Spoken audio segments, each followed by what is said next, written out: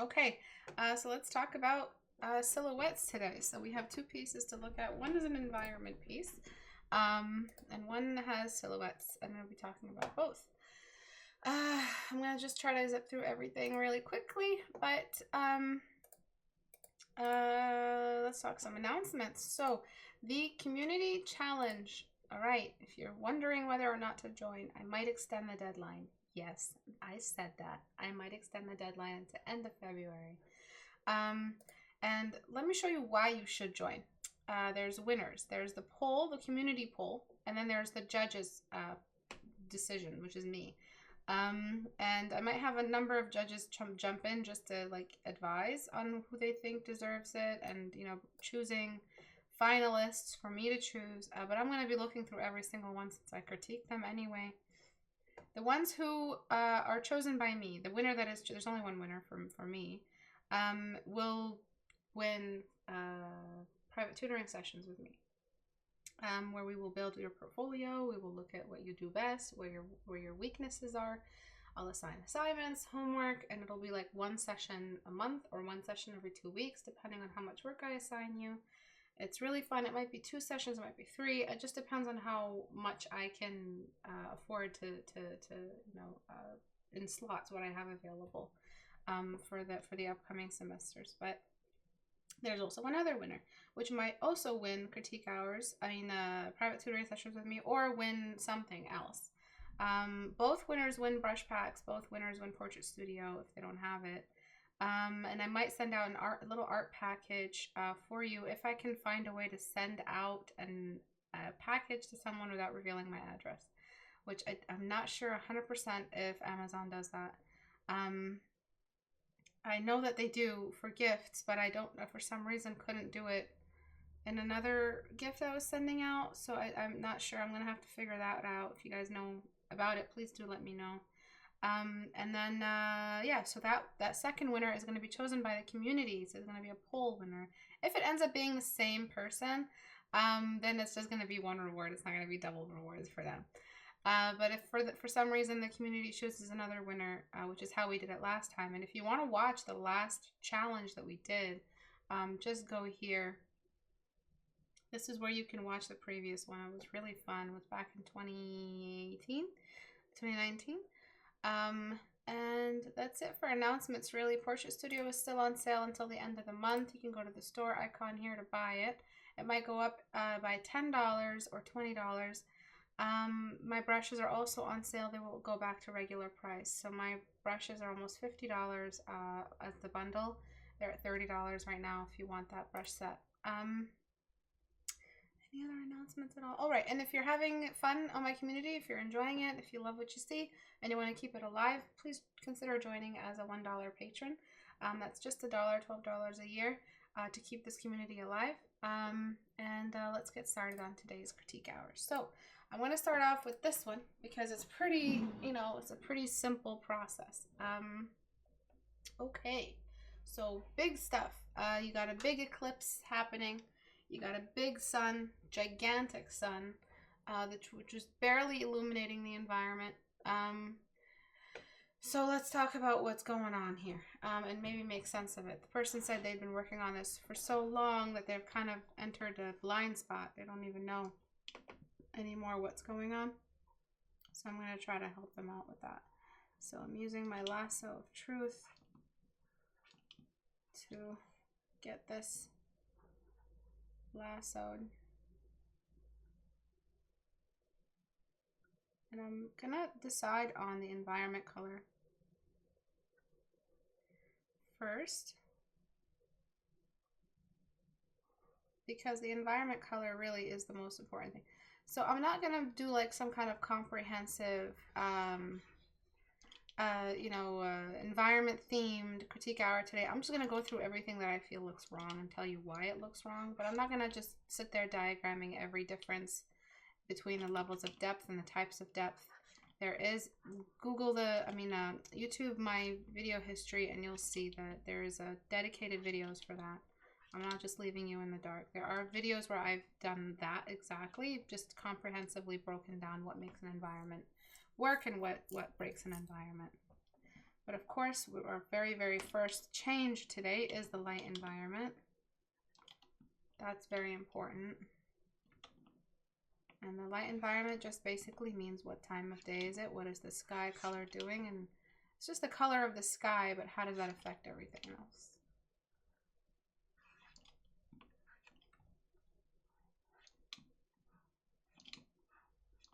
When I edit today's video, I'm going to see a spike in the sound when I did that scream earlier. Almost did it. Jesus, Istebrak, control yourself. Alright, I think that piece of thing right there is part of the background. Alright, so this beautiful peachy color right here, this kind of like kind of like a burning color, like a fiery color. That's the color I'm going to choose for the light environment. So I'm going to just go ahead and illuminate the environment like that. That instantly fixed a lot of stuff for me, at least in my opinion, because now we at least can tell where the light source is, where the background is, and where everything else is in the environment. Because this seems like such like an alien environment, such a Mars environment, what I'm going to do is show you that you really never needed... how do I do this? It's okay, I'll figure it out. You really never needed this big dome, this alien ship, whatever it is, to be that visible. You actually only just needed the light, because if the environment is as musty or dusty as you're kind of telling us, you know, with all the dust here on the surface, then it really shouldn't be that visible. So before, which is basically a nighttime scene but with a light that's not illuminating anything, after, at least now there's a light that's illuminating some stuff. Okay. Another thing I'm going to do is decide how much to push. Actually, I don't want to lose my lasso. So I'm going to just save it here. So I'm merging that down, and I'm going to brighten this environment color right here. And I'm going to get that same color and just use it on, maybe with color dodge, use it on the ground. So select inverse.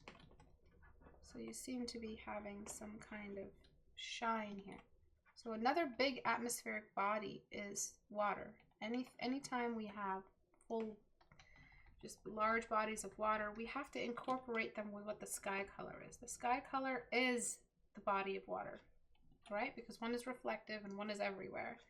And if one is big enough, which is the body of water, it will also be everywhere. It will need to be reflected that way. It will need to be represented that way. Alright, so I'm just throwing that actually everywhere, and then I'll just go back and delete.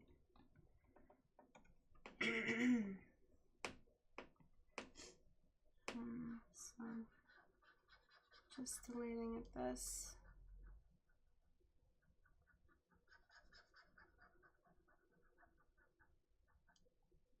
So I guess it didn't work, sending out a community notice. I really thought it would work, but it didn't. Alright. And then when I come back to this, I might introduce a secondary color into the sky. But until then, this is doing just fine, just so I can start stacking the depth, the levels of depth. So the first level here, which is this dark one, I'm not sure I want to darken it a lot. I want to just kind of keep it, whoopsie. I want to keep it at its current value, because or else I'm just turning it into a nighttime scene. So I'm going to select the inverse. Actually, let me darken it just a smidge. And then on its surface, I'm going to borrow, because it seems like it's reflective. I'm going to borrow this color, and I'm just going to let that color chill just on top, because it is looking at the light source. So it's darker now, but also a part of the environment. So I just picked the light environment color. That's it, and I darken the depth. And darken it one more time. Then I'm going to select inverse and then select this little guy.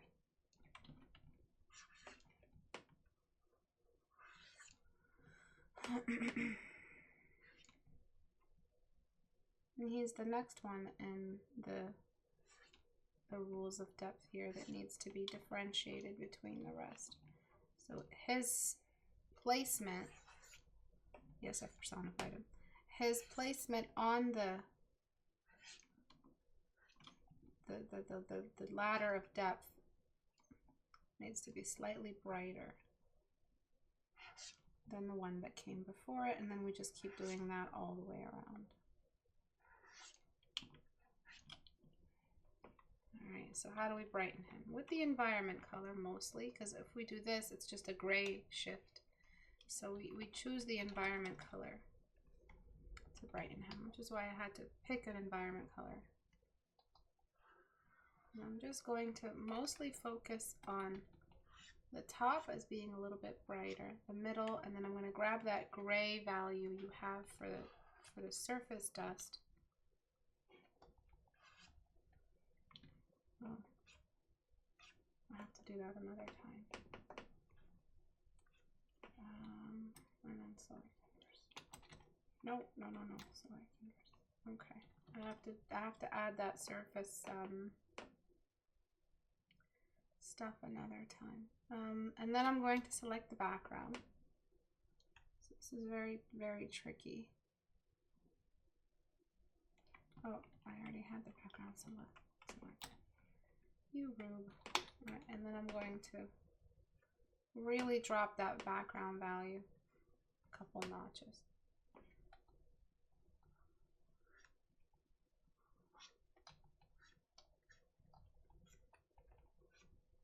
This one too needs to be at a different range than at least this one. And then I'm gonna select inverse. And I do want to darken that one just by levels, just so its darkness is a little bit more, but not all the way, because I'm gonna get burn tool and eclipse only this little section. Alright, so this gets eclipsed more than the rest of it because it's right in front of the light. And I'm going to color correct into purples, just like that. And then I'm going to go back and reselect this guy and try to push his shadows a little bit more. And then inverse that and get that fog out too. So I'm using levels to darken. And I also want to desaturate. And since if we're darkening, we don't need any saturation.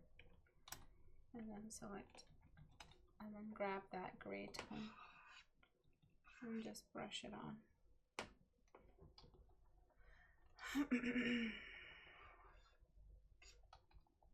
Just so we have a stronger kind of atmospheric difference here. And then for this body of water, I'm not sure why you're not reflecting it appropriate to the thing, obstructing the reflection of the light source. So you should be, oopsie, what am I doing exactly? Oh, right. You should be creating a shadow, just like that, right? And it doesn't have to be a perfectly visible kind of reflection. As you know, like if it's murky waters, it's going to be very, very smudgy. So I might just grab a soft brush actually to smudge with. Oh, that's not smudge brush.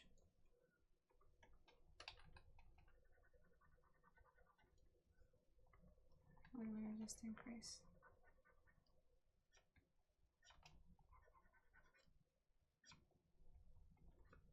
And then shrinking my brush as I smudge, just to create that murky reflection. So yeah, it may be a very blurry reflection line, but it's enough.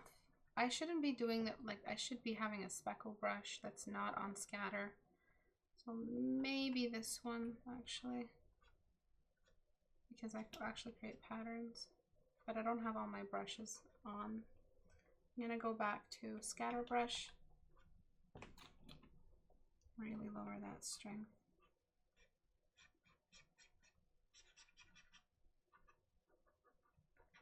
What I don't get is this area here kind of just seems a little messy.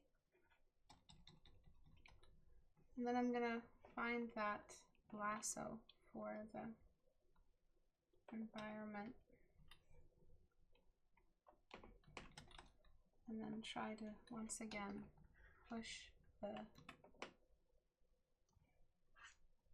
brightness of that light up here. I'm trying to be very careful with this dodge tool. And then just getting kind of like a hot pink and just resting it on the environment horizon line, just like that, just so we have a secondary color to break that extra color. And then trying with color mode to show a rim around that sun that is also that hot pink color. Just so, again, we're breaking the palette a little bit.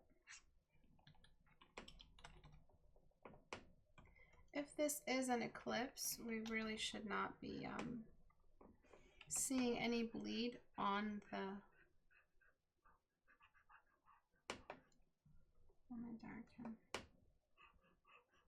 on the planet that's eclipsing. We do see like like, you know, just the edge, but I wouldn't say there's a bleed unless you're doing the light bleed. Another thing with objects in the distance is that they're blurred. So I'm going to start blurring stuff that's far away and then trying to, oops. God damn it. This table is fucking killing me.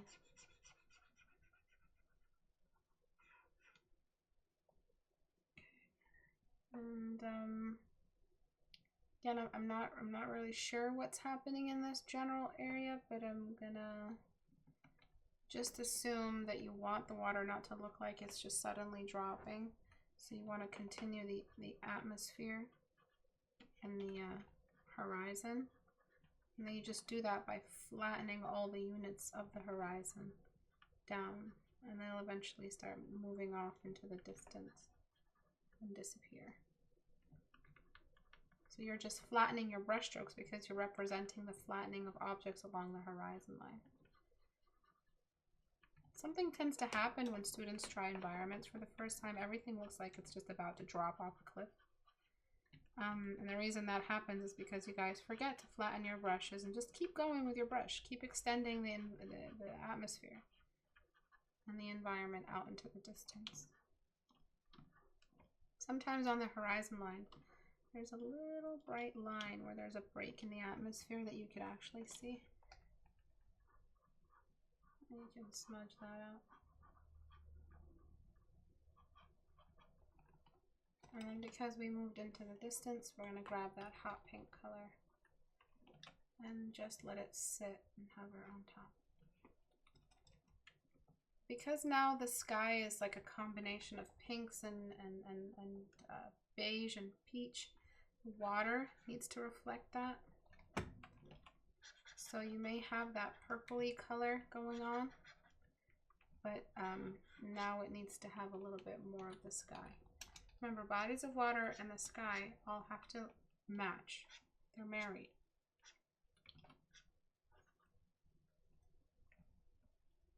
Okay. One thing you can do is be selective with what, you know, you've darkened, what you've kept light.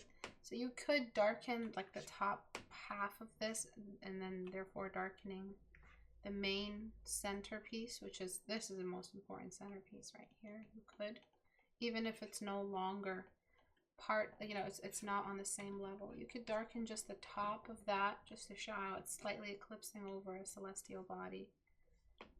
You're showing way too much detail with this pattern here, this dispersion. If this is some kind of particle effect or some kind of dust or something just lifted off, you need to show less detail. We would not be able to see that detail, and just show more of the dust that is a part of that upward lift. Maybe showing how the light is just breaking through slightly like a sandstorm. So you don't see individual gusts in a sandstorm. You see like the general stuff, just like that. And I'd say just try to do something like that. And I have to delete because the brush bled everywhere.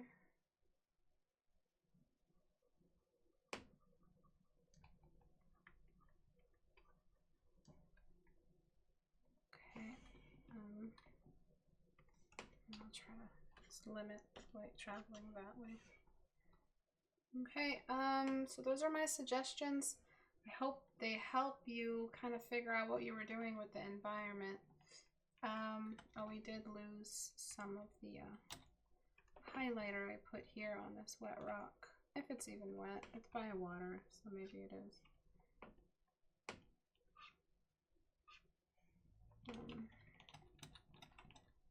And yes, you can paint bright brushstrokes on foreground darks in a depth, and in like the depth ladder, as long as the general values are within the depth required, the depth ladder required.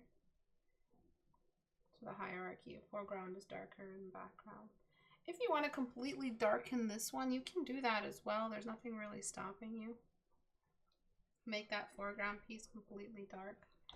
And then if you want to show that particle effect, how it's kind of dispersed like an atom bomb, just around everything and slowly coming toward us. So this is like an angle in a sci-fi movie where we see this celestial body either about to collide or collide with this alien planet. So we're kind of about to see the full like particles and the dust bomb and the mushroom cloud on the surface, like the part of the mushroom cloud that's on the surface of the earth, like rush by in that scene. So if that's kind of what you were building, or like a cooler interpretation, you can just show how some of that dust has already entered the foreground and the direct environment. And mess around with different sky colors. I mean, you don't have to have it this color. You can make it blue, you can make it something else. If you wanted to show the bloom as well, that's always fun. This time it's not bleeding into the celestial body in patches like before. It's just the camera picking up the bloom.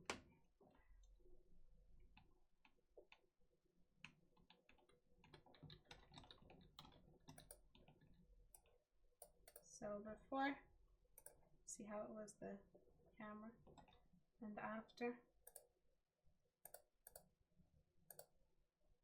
So we can see a bit more. I feel like you did intend on having a blue sky. I think my lasso is gone, but let me see if I could mess with the blue sky color. Right, and then I'll look at the. I mean, I like that hot pink. Kind of makes it feel more like an alien planet. But if you wanted to mess with another color, this also matches very nicely. And this would have to also be slightly more blue. So that way your accent color is the pink, which is usually how it goes. Just because we're referencing things on how we do things here on Earth, the accent colors are always the hot pinks in the sky, like a really nice sunset. And the general color is usually the cool blue of the sky. But if it's an alien planet, you want it to look like, you know, like for instance, if we saturate it even more, saturate.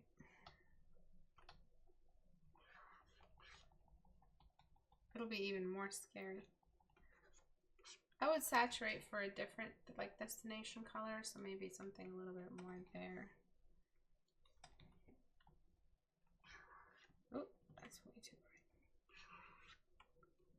Something more like that. Of course, the sky and the water have to reflect each other.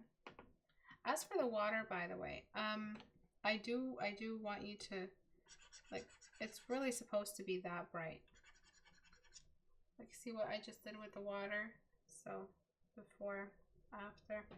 If the sky, if the sun is setting like that, if their sun is setting like that, and it's supposed to be, you know, some kind of cataclysmic event, you should be showing, you know, intense light, intense dramatization, I guess, of the atmosphere. And so you want to throw in that saturation.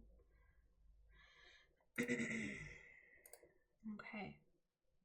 And then moving on to this. So this is a pretty flat scene, and I'm not sure what you're going for. But I'm going to do my thing, which is just make it look realistic. So I hope, you know, you can take from it and apply it to your style. Whatever your style is, it just looks like you're intentionally trying to make it look like it's hand painted with pencil crayons, right? That's what they're called. I haven't said that word in so long. It feels like that's what your intentions are. So we could do that. Just give me a second. So I'm trying to select everything, and let me scan for what is sky and what is not. So that's sky, that's sky.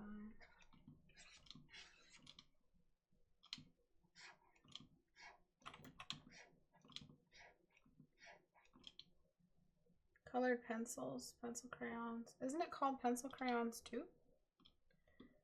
Unlock. So I'm selecting just the sky color right now, and or I'm gonna try. No, I can't do that. What how am I doing this? Because I don't want to separate.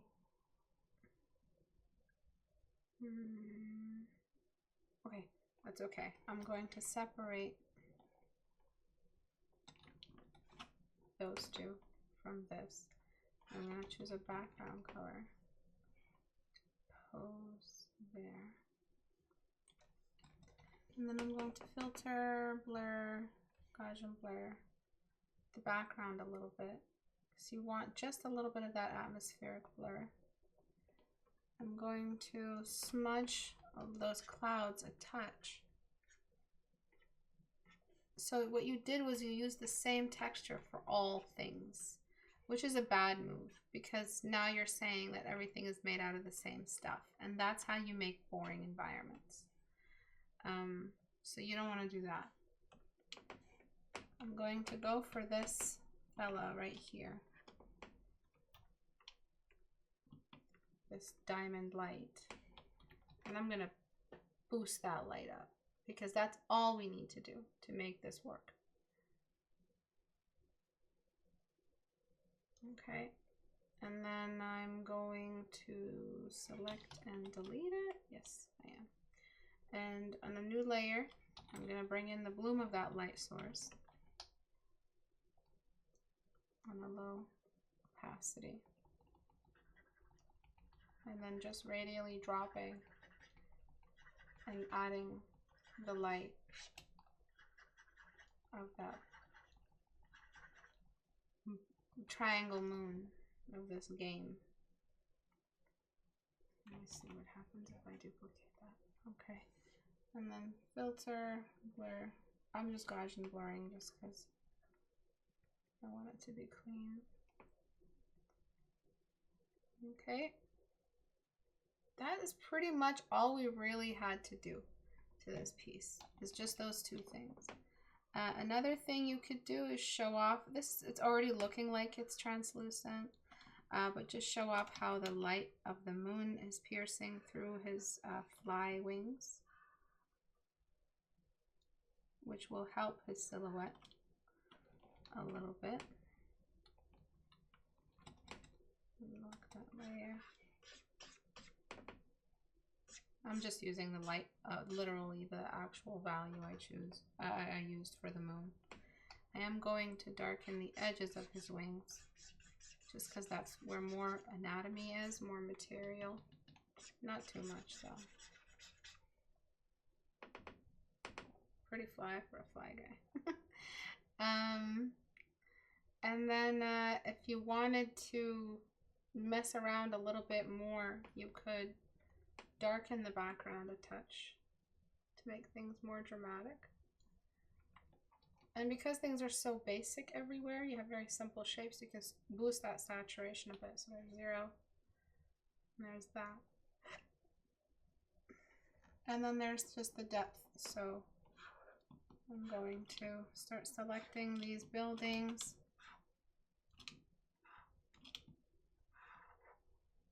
Of this game. This reminds me of Hollow Knight. Is this a side scroller? Am I right?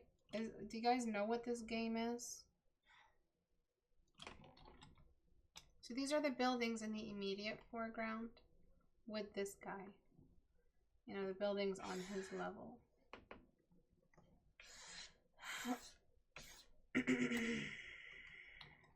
Oh, what am I doing? Why aren't you painting? Oh, alright.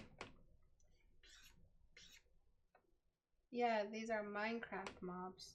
Oh, cool. Alright. And another thing you did is, so you see that little light source behind him, that triangle? I'm going to, I'm so sorry about my table. I'm going to blur it. Which I think you should too, just because you want a little bit of that realism in there. You can keep things just like this if you wanted to, or you could just keep going more and try to make everything else feel realistic. So differentiate between textures, so the wings do something else than the bird wings, which do something else than the skull. But that's really what a silhouette is. It's a very beautiful thing. It very, very quickly creates this really, really nice read. I'm darkening the edges over here. So before it was pretty painterly, and if this was a style you intend on keeping, that's up to you. But after, we definitely have a more open room. At least there's a room that has been filled with light, which I think if you were on, you know, if you have viewers and you're just looking at you know, what's happening in your responses from people who follow your gallery, and you know, you'll start noticing that people respond more to realism. They definitely do.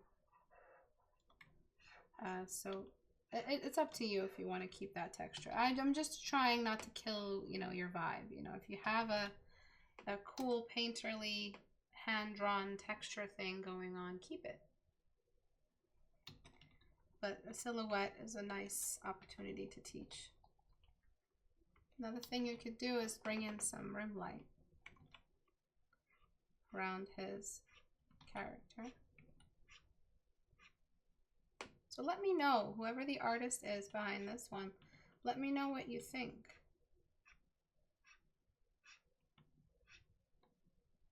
And just a touch of rim light, and then maybe some of the wing caught some light as well. Not really sure how fly wings work, but just copying what you did.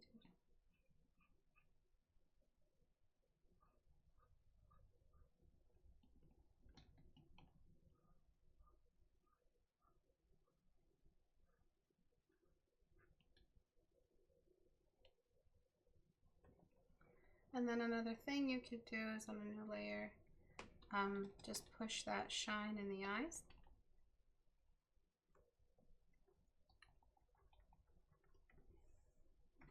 You could just completely darken the background. You could do that as well, which I think looks pretty cool. Makes things pretty intense. But that's really stylizing it. I kind of want to do, I do want to darken it to that level, but only on the top side. Oh, that's intense too. And kind of keep the lower ends of the background brighter and kind of feels like it's a deep city, which will open up the environment behind us. Make it look like a place that you could occupy in the game. Did I lasso the eyeballs out of those things? Oop. Oh, that's not what I wanted to do.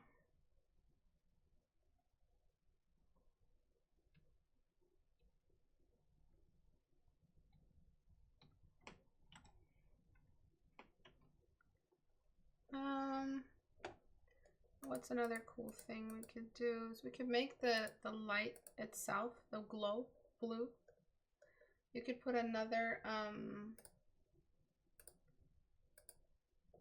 oh, spammer joined us. You could put another another rim of blue around it. You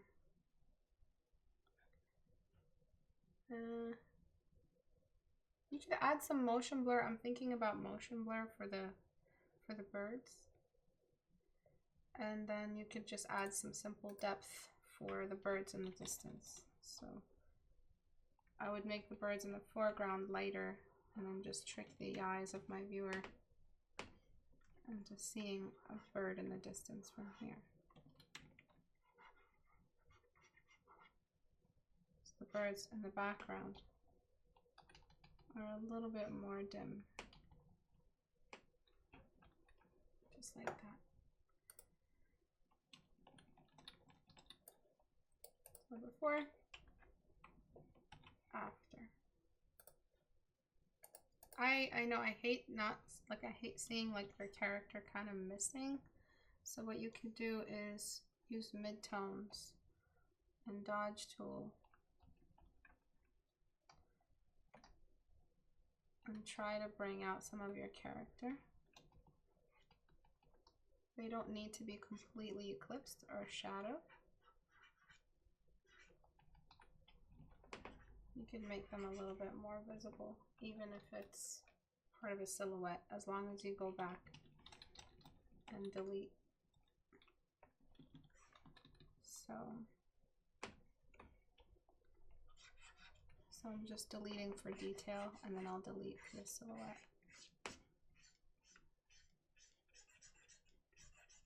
Just so that some of the character is still visible.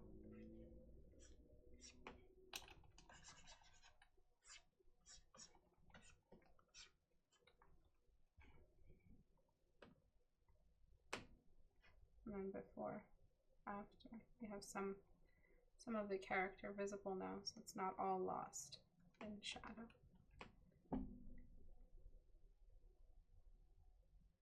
And I think what would be cool is if you made some of those clouds eclipsing over the moonlight a little bit.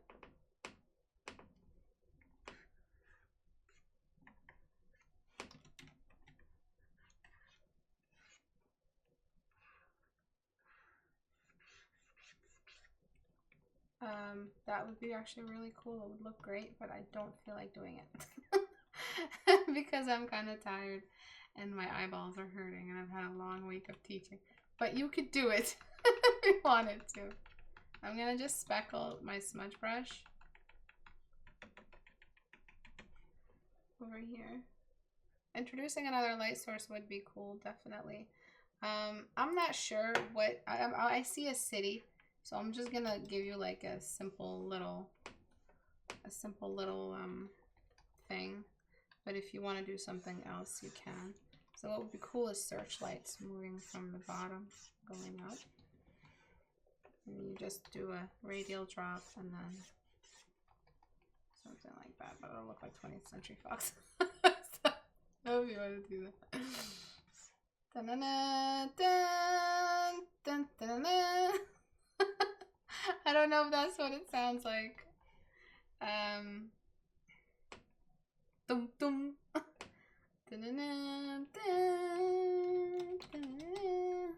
I don't know. What is it? What is it? How does it go? Another searchlight there. Yeah, like Batman, exactly. Just to break up this scene a little bit.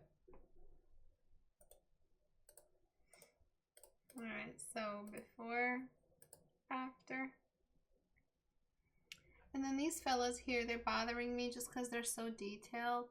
I'm just going to blur them down a little bit now that we've brought things up to a realistic stance. No, it goes like this. No. Oh, does it? Them kids in their neon lights. Back in my day, we had searchlights. Yeah, you could add neon lights too. That'd be really cool. Yeah, that's it. Basic silhouette knowledge talk.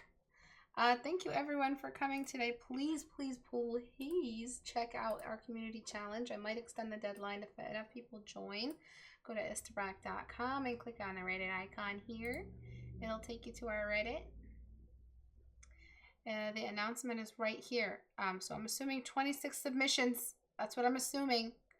And yeah, if you want your work critiqued, this is where you go to get your work critiqued. I don't base it off what's popular. I click on new and I scroll down to see if any two pieces have similar themes. So this piece and this piece both had a similar theme, silhouettes, and I focused on that. Yes, as you can see, people post their 14-day challenges here. Please join us and consider joining on Patreon if you haven't already, even if you join as a watcher, which is $1 a month. Thank you to everyone who's answered the call.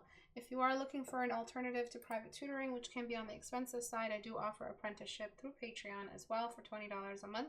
And I do hand out assignments. It's a very relaxed environment. All your work gets critiqued that you submit for the homework. And any personal work I do, you get the brushes for free and you get the PSDs and stuff like that. So thank you everyone who has joined me on Patreon this past year and this upcoming year. Thank you so much. I'll see you guys on Tuesday at 5 p.m. Eastern time, Tuesday, February 2nd. How is January over? And wow, it took forever. It felt like 3 months. But anyway, yeah, I'll see you guys on the 2nd of February, Tuesday at 5 p.m. Eastern time. Bye, guys.